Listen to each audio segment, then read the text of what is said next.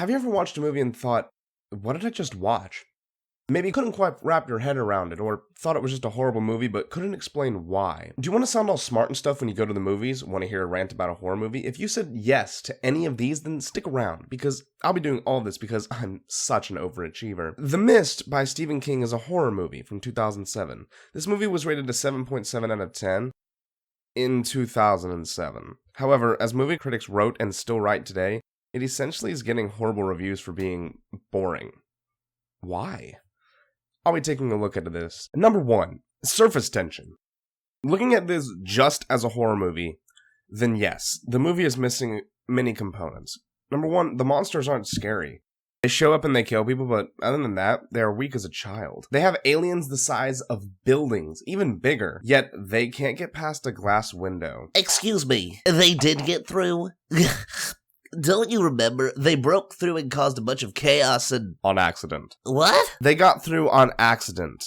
Play the clip. They get through on accident. As the bigger aliens are hunting the smaller bug things, they shatter the glass, then they get in. But that is literally the only time they break into the store. The only other time they even get into the store is when they accidentally, and I do mean accidentally because they didn't mean to let it in, they open the garage door, and what happens is a tentacle comes in and just grabs poor Norm, and no, Norm, come back to us. But you get what I'm saying. They never actually break into the building via force. The Mist is being used as a tension builder. That's typically where the tension around the aliens is being presented. Look, when you can't see something, it's more scary, right? No, just because you can't see them doesn't make them scary because they behave just like any other animal on Earth. They hunt, they hide, they fear, they're weak to fire. What gives The Mist the horror aspect is the way that it blocks the people off from the outside world. It doesn't create horror. It creates isolation for the horror to take hold. That's about it. Number 2, context of placement. Okay, I don't mean Look at that bag of dog food over there. It's there because, or notice how her clothing is buttoned this way instead of... Yeah, you get the idea. What I mean is, why a store? Why this town? Why stuff? One main key thing to look at. Let's look at why the store would be scary. Think about Walmart versus Lowe's. If you were stuck in one of the two for a long period of time, probably because of a cashier, which would be scarier? The store full of tools that could help but you'd likely starve to death, or the one with food and minimal supplies for fighting? Ding ding ding! If you picked store with no weapons, you win. What about a small town? They're already cut off in the mountains. They're in the middle of a lake. Well, next to a lake, that is. They're literally set up to be isolated, is the problem. They don't have anything there, and the fact of the matter is, when you say you have to go into town, that typically means you're all very much spread out. So this is almost considered like an isolated issue, at least until the end of the movie. That's all I got for that. Number 3, atmosphere.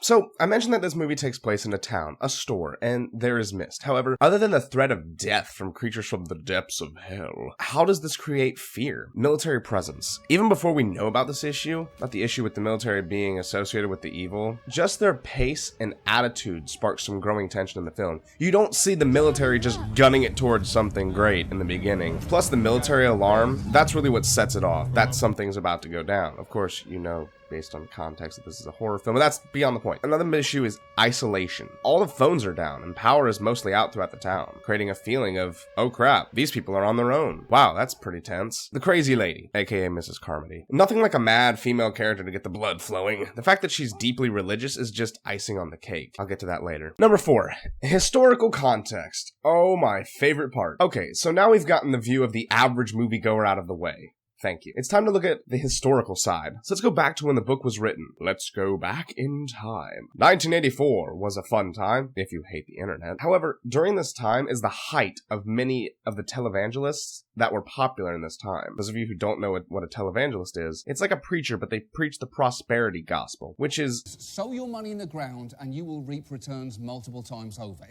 Later. It basically set Christianity back to the days where you can pay to be forgiven for sins, such as done by the Catholic Church, before they broken off into Christianity, which broke off into, you know the idea. As long as you have the money. See, money is... This is also just years after the incident of Jonestown. Jonestown, founded by preacher Jim Jones, was a mega cult that issued its followers to stay away from the government, avoid the outside world, fear the police, and reject the Bible and its teachings. As Jones said, it was a means of controlling the people. Jonestown followers committed a mass suicide in 1978 by drinking Kool-Aid mixed with cyanide, killing 909 men, women, and children, which is where we get the term drinking the Kool-Aid. when referring to believing toxic information. Number 5, connecting the dots. Okay, now that we've went somewhere, we need to bring it back and tie it all in. Let's look at the main horror points and tie it in with the theme of the film. Let's look at the aliens. They're fear, sort of. What do? Nothing, beyond a few deaths. However, they never stopped anyone from leaving. People still walked out, and more often than not, they came back. We seem to forget that. Every time they left in a huge group, 90% of the group came back alive. When they ran out of the store in the end, spoiler alert by the way, 2 out of the 3 in the group that didn't make it, 1 actually went back inside. Only 2 died. The other 5 made it, only to die later, but you know, that give and take. But with the aliens, what they did was they just provided something that for the audience to jump at. The audience was supposed to fear the aliens, and they were supposed to be surprised when the people started to act like a monstrous being, which comes back to Mrs. Carmody. Is without a doubt Jim Jones. They even compare her to him in the movie. Mrs. Carmody.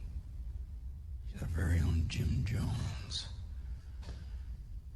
The way she dies is even resembling the death of Jim Jones with a gunshot wound to the head.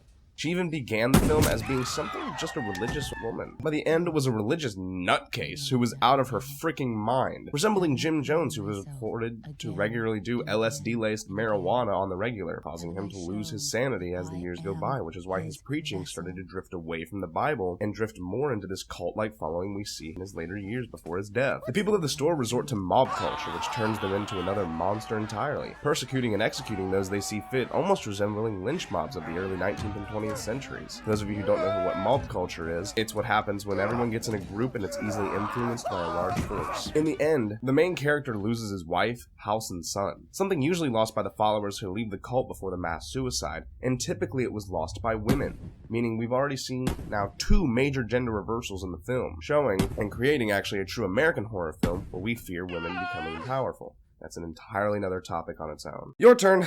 Okay, your assignment is to break down a movie, television show, or even a video game, as I have done, exploring its deeper contextual meaning in a way that changes how the piece is viewed. Now, I did not go too far deep into this. I could have went much farther. This can be done in either a minimum 5 to 8 page paper, a 5 to 10 minute video, or a combination of the two. For the record, this video was made with a 3-page paper and a 10-minute video. You must include at least 3 different scenes to prove your point, along with quotes from the movie or from an outside source to come into the movie. You may consider dialogue, camera angles, music, tone, etc. Note the cinematography and how it plays into how the film is perceived. No, it's not just because they felt like it. Everything is for a reason. I recommend asking questions as to what the scene makes you feel, or even looking at the historical side of the argument. This assignment will be due 2 weeks from today. This video will be made available to all students for reference along with a sample paper. Good luck, and I recommend doing a piece you actually enjoy, not one that sounds easy.